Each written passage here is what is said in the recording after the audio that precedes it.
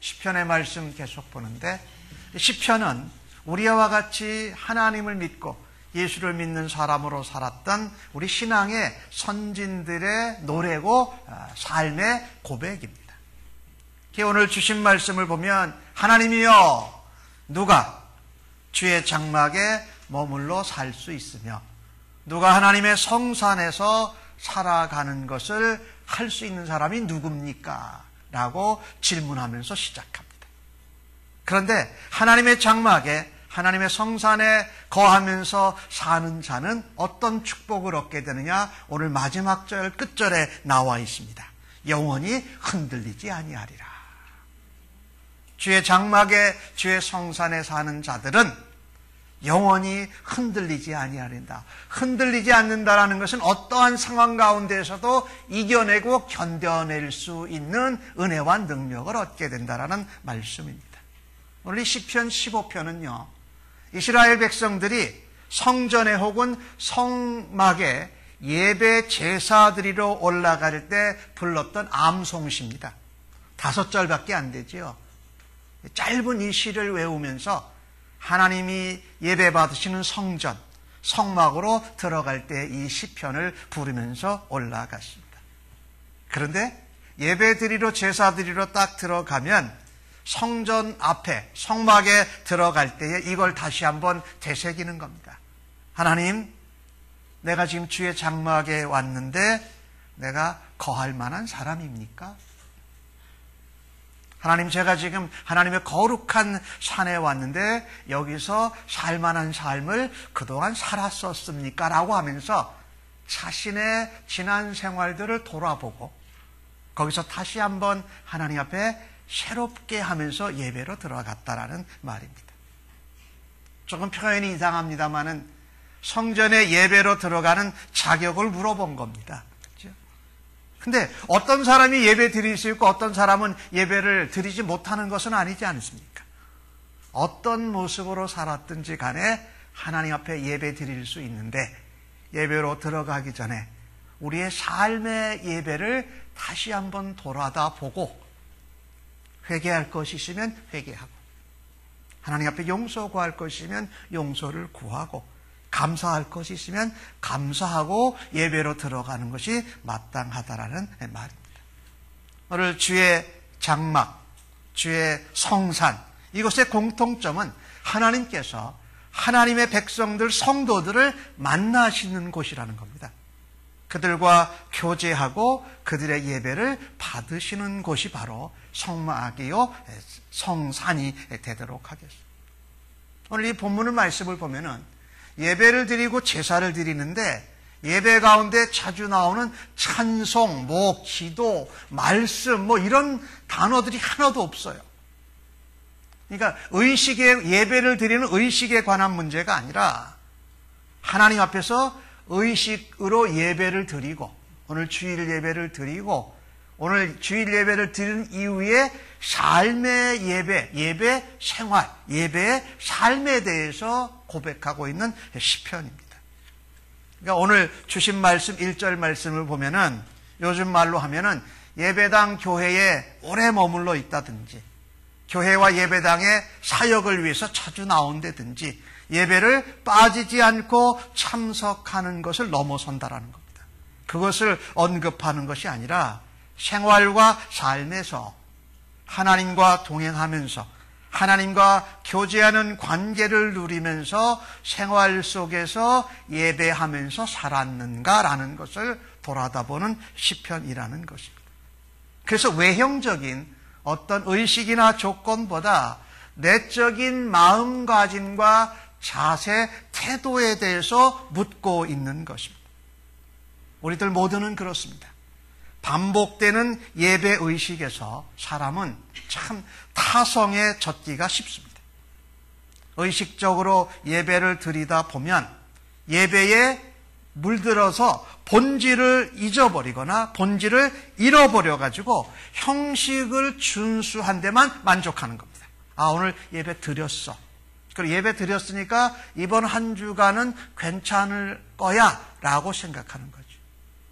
근데 무엇을 우리가 자주 잊게 되냐면 예배를 드리고 나서 예배를 드리는 생활의 삶의 예배를 드리는 것을 놓칠 때가 많다라는 겁니다.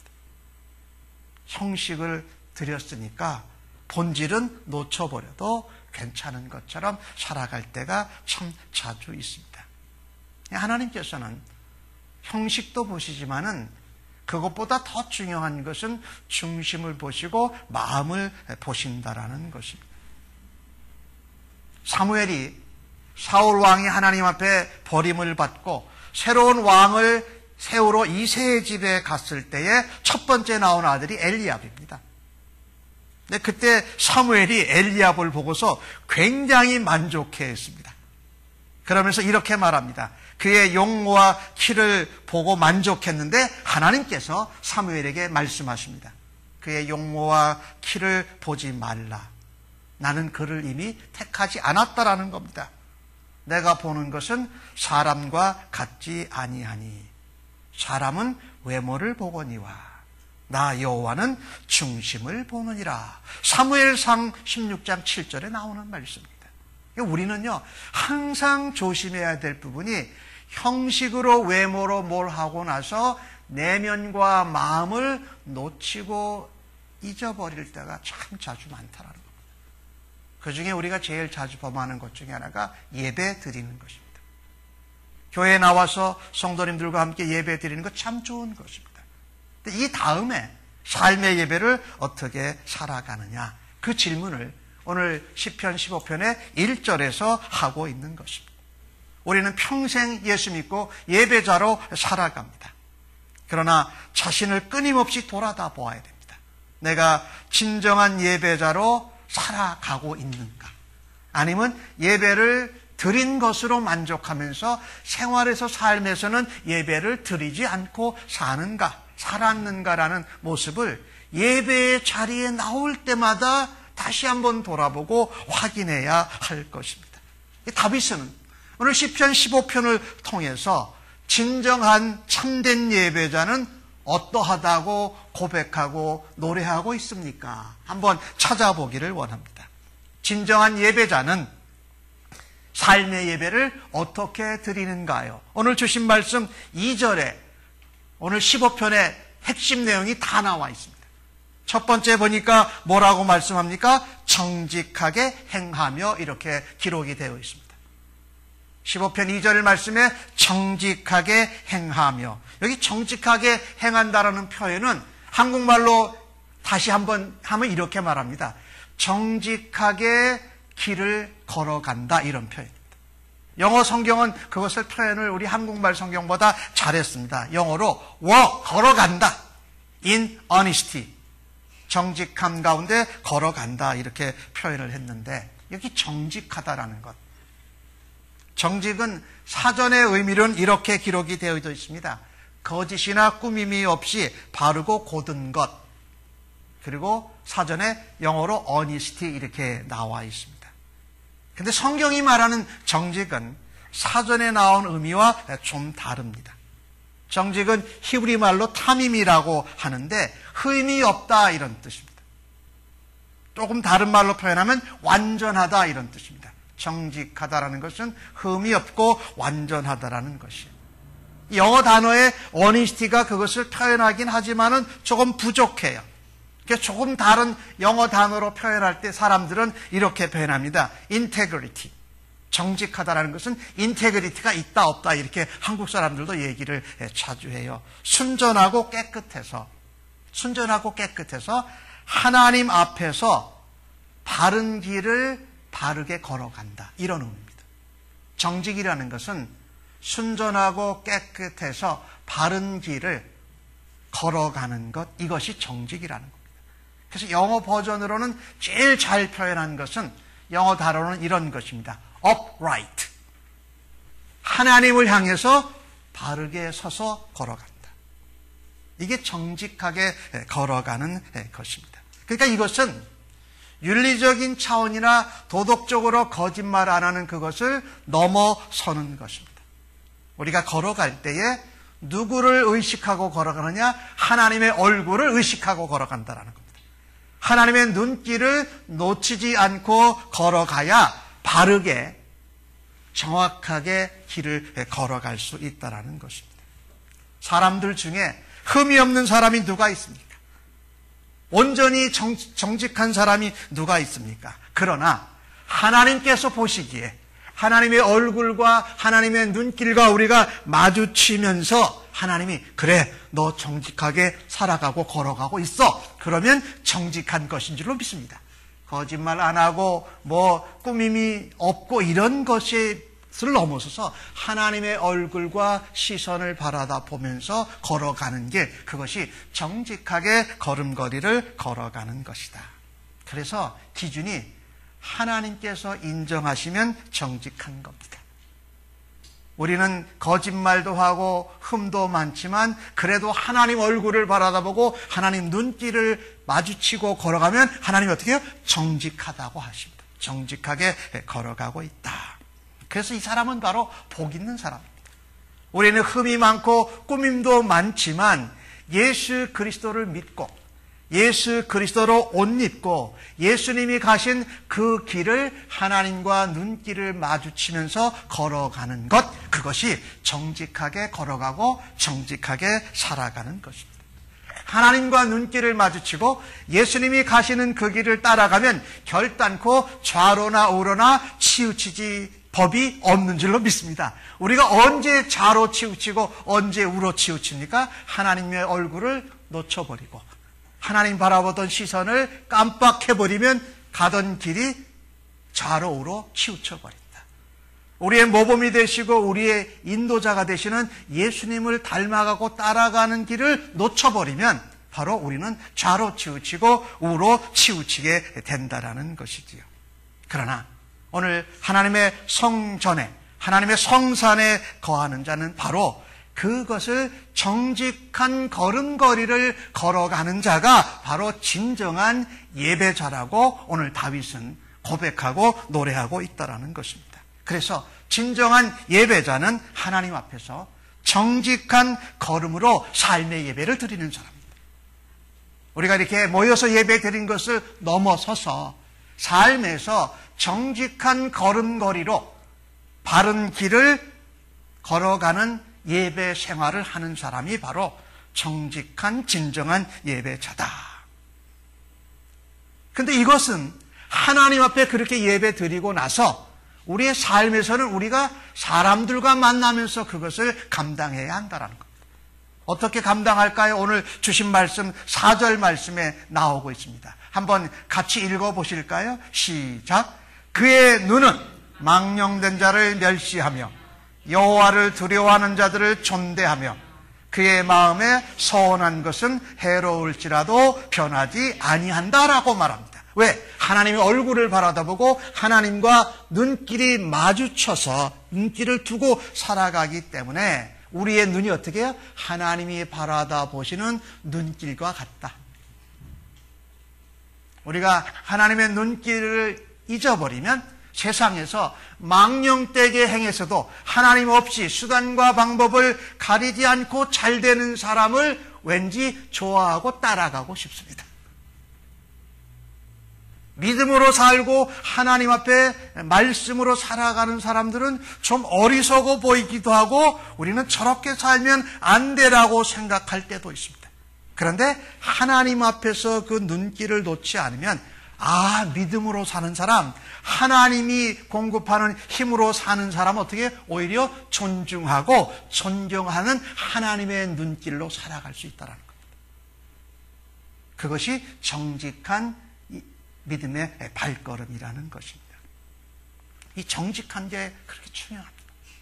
하나님 앞에서 하나님의 바라다보는 눈길처럼 나도 바라다본다. 이것이 정직한 것이에요. 이 정직한 것은 사실은 진정한 예배자인 성도들의 일상 사회 생활에서 사람들과의 관계여야 합니다. 이게 그래야 우리가 하나님 앞에 진정한 예배자요 삶에서 하나님의 영광을 드러낸다. 존 맥스웰 목사님이 쓰신 책 가운데 이런 기사가 하나 실려 있는 것이 있습니다. 1996년에 시카고에 있는 데일리 헤럴드 신문의 헤드라인이 크게 났다고 합니다. 뭐라고 났냐면은 동화 속의 왕자와 공주 이야기, 신혼 부부가 지갑을 분실하고 비극으로 결혼식을 끝내다. 이 두 젊은 남녀가 결혼을 했어요. 그래서 신혼여행을 가는데 급히 서둘러서 출발하려고 하다가 그만 지갑을 차 위에다 올려놓고 출발한 겁니다. 근데 그날 들어온 추구금이 12,000불이었답니다. 근데 12,000불 몽땅을 다 잊어버린 거예요. 한 20년 전에 12,000불이면 꽤 크죠. 그래가지고 그게 기사에 난 겁니다. 헤드라인으로. 그런데 얼마 안 있다가 똑같은 신문에 헤드라인이 이렇게 나왔다라는 겁니다. 죽은 사람이 임자인가? 모두가 그렇게 믿는 것은 아니다.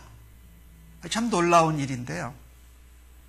이 12,000불 잃어버린 그 돈을 데이빗 리라는 사람이 그 돈을 주순 겁니다.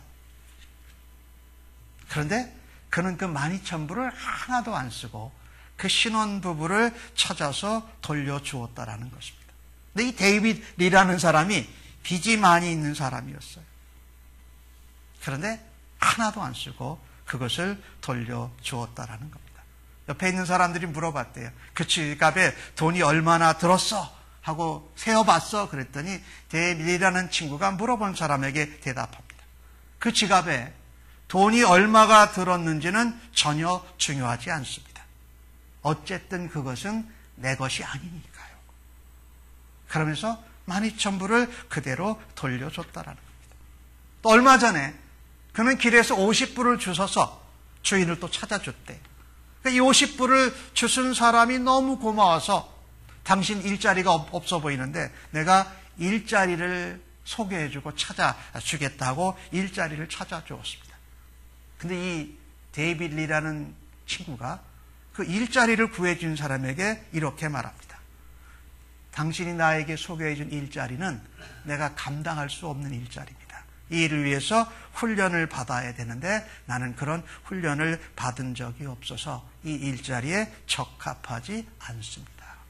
라고 하면서 일자리를 구해줬는데 너무나도 정직하게 그것을 마다했다라는 것입니다.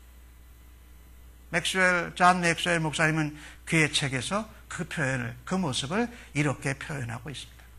하나님 앞에 정직한 삶으로 내 마음으로 믿는 가치를 매일 살아가는 생활 가운데 행동하며 반영하는 것이다. 다시 한번 말씀드립니다. 정직한 삶이란 내 마음에 믿는 가치를 나의 생활 속에서 행동으로 반영하는 것이 정직한 거래라는 것입니다. 사랑하는 성도 여러분, 우리 예수 믿는 사람들은 하나님의 얼굴을 바라다보면서 하나님의 눈길로 바라다보는 그것을 살아내야 진정한 예배자로 하나님 앞에 세움받고 하나님의 영광을 나타낼 수 있는 줄로 믿습니다. 오늘 주신 말씀 가운데 사람들과의 관계에서 정직한 걸음걸이를 어떻게 살아야 하느냐. 오늘 4절 후반절에 그렇게 말씀을 하죠. 마음에 서운한 것은 해로울지라도 변하지 않는다.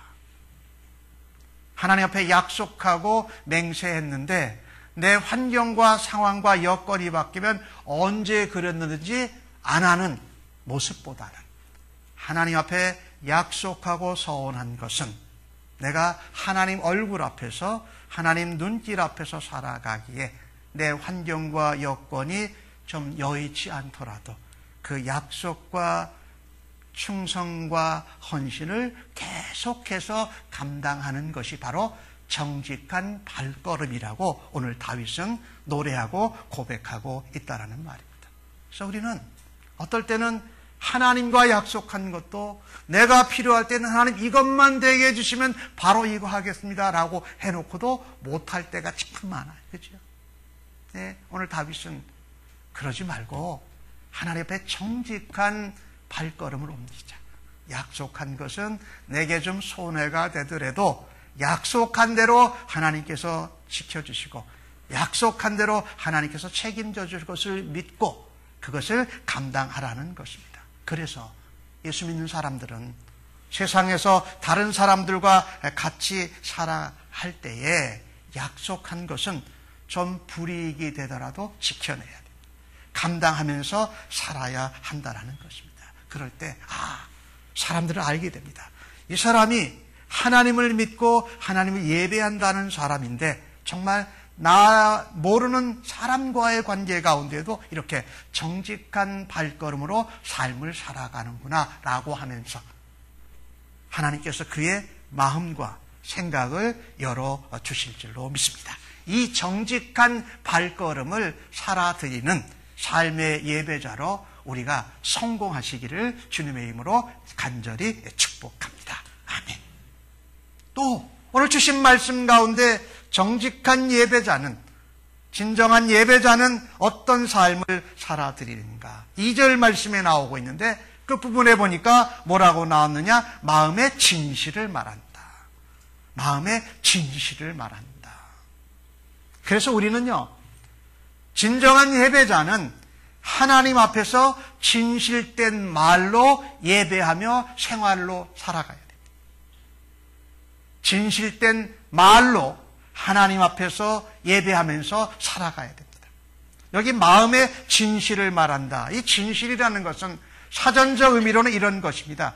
거짓이 없이 바르고 참된 것이 진실이다.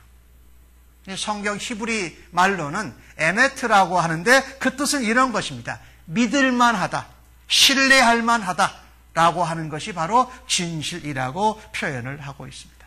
그러니까 우리가 하나님 앞에 예배할 때에 우리가 마음에 잔뜩 숨겨놓고 하나님 앞에 거짓으로 예배 안 하잖아요. 그죠? 하나님 앞에 진실되게 우리의 감춰놓은 거 없이 다 열어놓고 예배를 드렸다면 우리의 삶에서 사람들과 만날 때에, 사람들과 생활하고 교제할 때도 그렇게 대해야 된다. 그렇게 살아야 한다라는 것입니다. 그래서 우리가 하나님 앞에 진실된 말로 믿음의 고백으로 예배하고 찬양했으면 밖에 가서 사람들과 살 때도 진실된 말로 그들과 함께 대화를 나눠야 된다. 그런데 실제로 다윗의 경우도 그렇지 못한 경우가 꽤나 있었던 모양입니다. 오늘 다윗은 3절 말씀을 보니까 뭐라고 합니까? 그의 혀로 남을 허물하지 아니하고 그의 이웃 버서에게 악을 행하지 아니하고 그의 이웃을 비방하지 아니하며. 그래서 이 진실된 말 대신에 우리는 남을 허물하는 말, 비방하는 말, 남을 뭐라고 그럴까요? 상처 주는 말, 또 남을 높이기보다 남을 이렇게 내려보는 말들을 할 때에 우리는 진정한 예배자로서 삶의 예배를 놓치고 있다는 거지. 하나님 앞에서는 진실된 말로 진리로 하나님 앞에 예배하고 고백했는데 삶 가운데에서 사람들과 그렇게 하지 못하는 것을 다윗은 안타까워하고 있습니다. 그래서 마음의 진실을 이야기하자라는 겁니다. 혀로 남의 허물을 말하지 않고 남을 참소하거나 중상모략하지 않아야 합니다. 그런데 참 우리들은 다른 사람의 작은 허물을 발견하면 왜 그런지 그 허물을 자꾸 크게 부풀려요. 그래서 상상력을 총동원해가지고 그 작은 허물을 들보같이 크게 해서 그 사람을 아프게 할 때도 있고 우리의 관계나 공동체에 큰 문제를 유발시키곤 할 때가 있다라고. 다윗이 그걸 알았던 겁니다. 마음에 진실되게 말해라. 마음에 진리의 말을 해라라는 겁니다. 가까운 친구에게도 그러고 모르는 이웃에게도 그럴 수 있어라. 악한 말, 허물을 들춰내는 말, 비방하는 말, 그것을 침소봉대하는 말은 거짓된 말이다. 그것은 하나님께 진실되게 예배한 자들이 해서는 아니 되는 것이다. 그런데 이게 우리가 세상에서 살아가니까 우리도 세상의 방법과 원리와 환경에 영향을 받거든.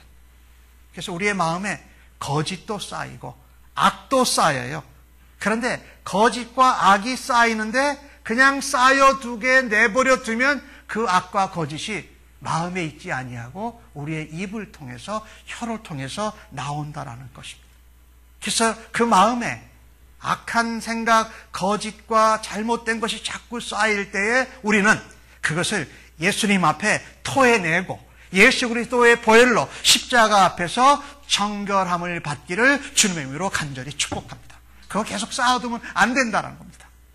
진리 대신 하나님의 말씀이 진리가 되고 육신이 되신 예수 그리스도의 마음을 우리 가운데 자꾸 쌓는 일을 감당해야 악한 말, 비방하는 말, 그 혀를 놀리지 않게 된다.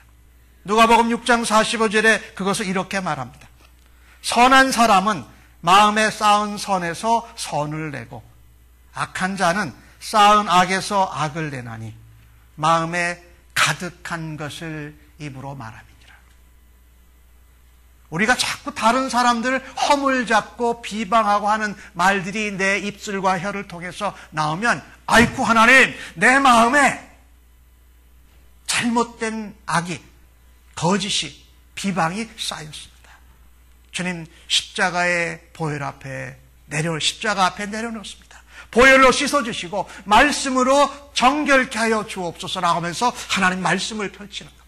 하나님 이 말씀으로 내가 지금 뱉은 회방하는 말, 참소하는 말, 허물 잡는 말을 씻어내 주시옵소서. 이 혀와 입술을 제갈 먹이지 아니하면 우리의 삶에 원동력이 떨어지기 시작합니다. 우리의 삶이 제대로 진행될 수가 없습니다.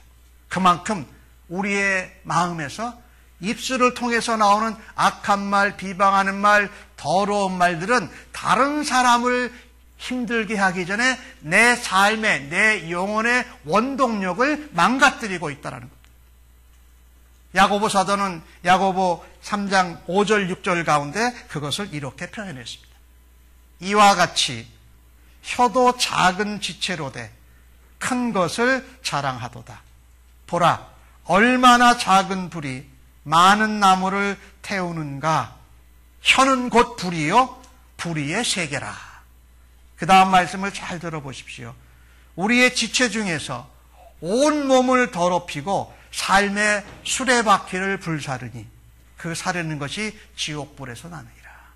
악한 말, 더러운 말, 비방하는 말, 회방하는 말, 남을 상처 주는 말이 내 삶에서 나오면 오늘 야고보 3장에 뭐하니까 내 삶의 수레바퀴를 불사르는 겁니다. 다른 사람들을 아프게 하기 이전에 삶의 수레바퀴를 불사르기 때문에 내 삶이 제대로 나아갈 수가 없단 말입니다. 마차에 바퀴가 불살라지면 어떻게 더 나아갈 수가 있겠습니까? 그래서 오늘 다윗은 말하면서 진정한 예배자는 일상생활 가운데에서도 사람들과의 관계에서 진실될 말을 함으로 삶의 예배를 드린다.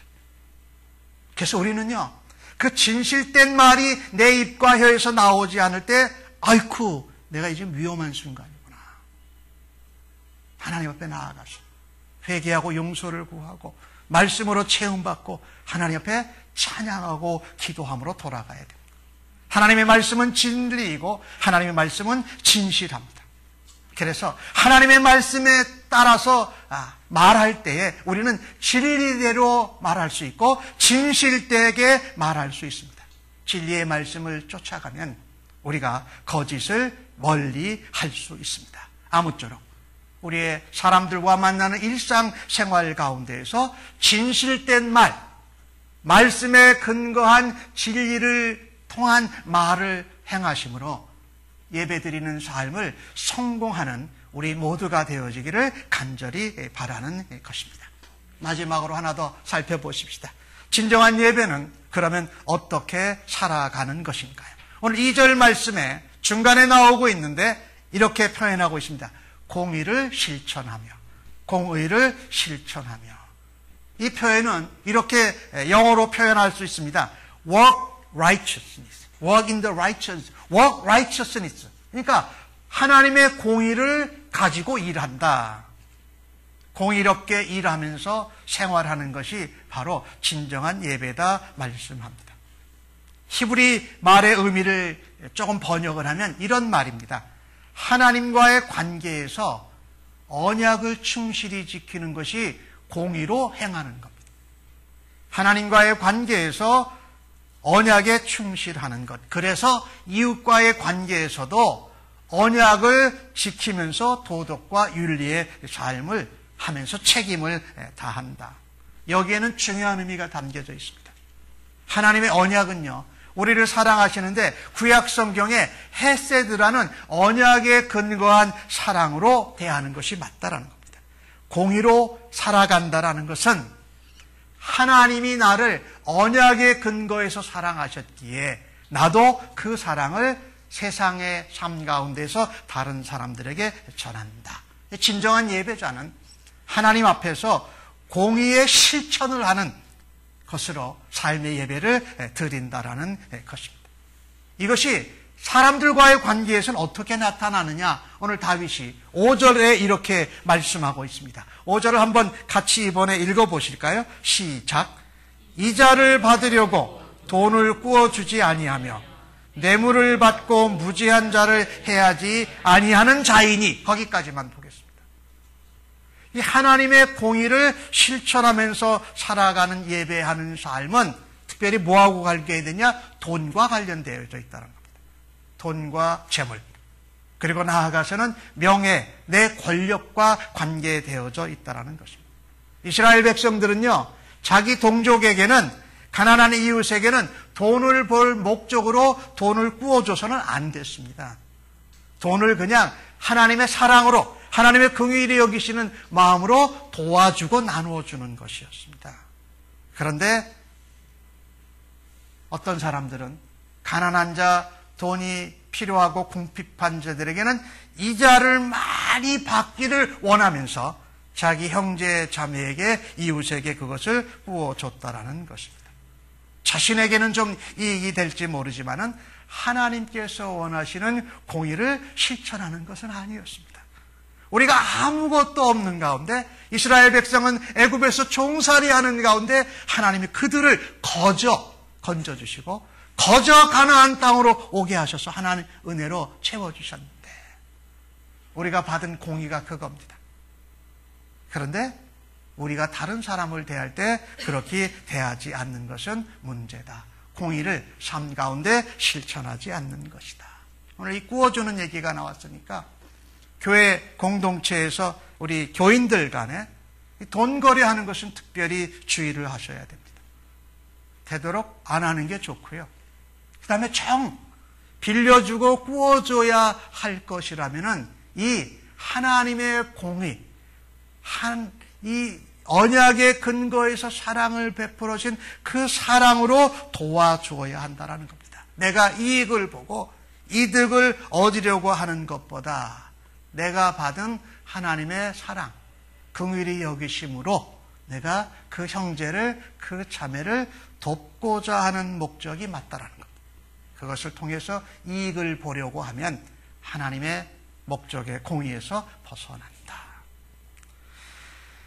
또 하나 오늘 말씀을 전하는데 그리스 미나에 나오는 이야기인데 한번 들어보십시오.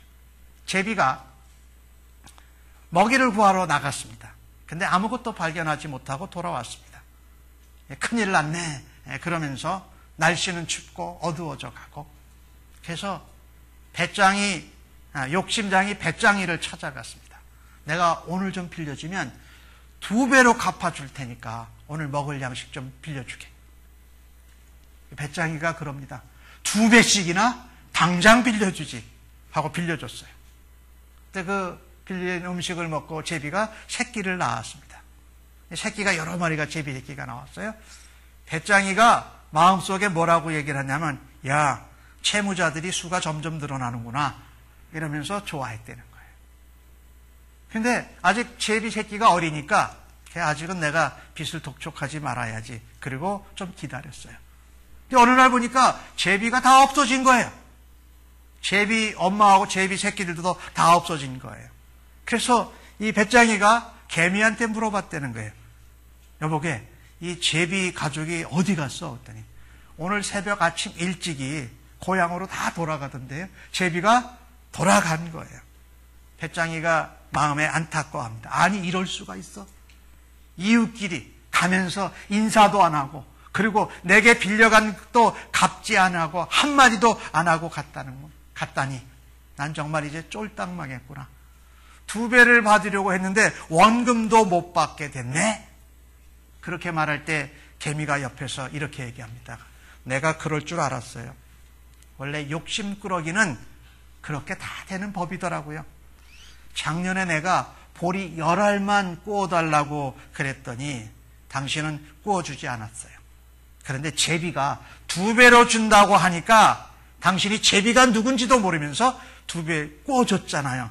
그런데 당신은 같이 살고 있는 이웃 사람인 나에게는 빌려주지도 않고, 고향 사람들에겐 빌려주지도 않고, 많이 준다고 하니까 떠돌이 제비에게 빌려줬다가 이렇게 다 잃어버리지 않았습니까? 그래서 이제는 같이 살고 있는 동네 사람들이 어려울 때 많이 도와주세요. 개미가 그렇게 이야기를 했다라는 거예요. 자, 우리가 이 재물을 늘리고자 하는 것보다 재물을 주신 하나님의 공의와 사랑과 불쌍히 여기심대로 쓰는 것이 바로 우리가 예배자로 하나님의 공의를 우리의 삶 가운데 실천하는 예배자들로 성공하시기를 주님의 이름으로 간절히 축복합니다. 이 재물에 대해서 욕심이 나니까 뇌물을 받고도 뭘 한다는 거예요. 뇌물을 받고도 어려운 사람들을 더 어렵게 하는 일을 다윗이 이야기하고 있지 않습니까? 성경 말씀에 출애굽기에 그런 말씀이 있죠. 23장에 너는 뇌물을 받지 말라. 뇌물은 밝은 자의 눈을 어둡게 하고 의로운 자의 말을 굽게 하느니라. 뇌물을 받으면 우리가 아무리 예배 잘 드리고 예수 잘 믿어도 뇌물 받으면 우리의 머리가 이상해져요. 그리고 우리가 바른 말을, 정직한 걸음걸이를 걸어갈 수 없다라는 거죠. 예, 그렇습니다. 하나님의 사랑과 공의는 떼어서 이야기할 수가 없습니다. 사랑이 전제되지 않는 한 하나님의 공의는 있을 수 없기 때문입니다. 만약에 사랑이 무시되고 공의를 무시되고 공의만 내세운다면 하나님은 무서운 심판자만 되십니다. 하나님께서는 우리를 하나님의 불쌍히 여기시는 사랑 가운데 우리의 부족한 부분도 하나님이 감싸 주셨다라는 겁니다. 바로 이것은 예수 그리스도를 통해서 우리에게 이루어졌습니다. 하나님이 사랑하시는 가운데 죄인된 우리를 그리스도를 통해서 하나님의 공의 가운데 들어올 수 있도록 의인 삼아 주셨다라는 것입니다. 그래서 예배를 드리실 때마다 나는 삶에서 예배자로 살았는가를 다시 한번 확인해보고 늘 예배에 임하실 수 있는 우리들 진정한 예배자가 되어지기를 간절히 소원합니다. 참된 예배는 하나님 앞에서 드리고 또 참된 예배는 사람들과의 만남 가운데에서 하나님 앞에 드린 것처럼 그대로 살아 드리는 것입니다. 정직하게, 정직한 발걸음, 진실된 말, 그리고 사랑과 긍휼을 가지고 하나님의 공의를 전하는 일을 감당하시는 진정한 예배자로 우리 모두 다 성공하실 수 있기를 주님의 이름으로 간절히 축복합니다. 아멘. 기도하십시다.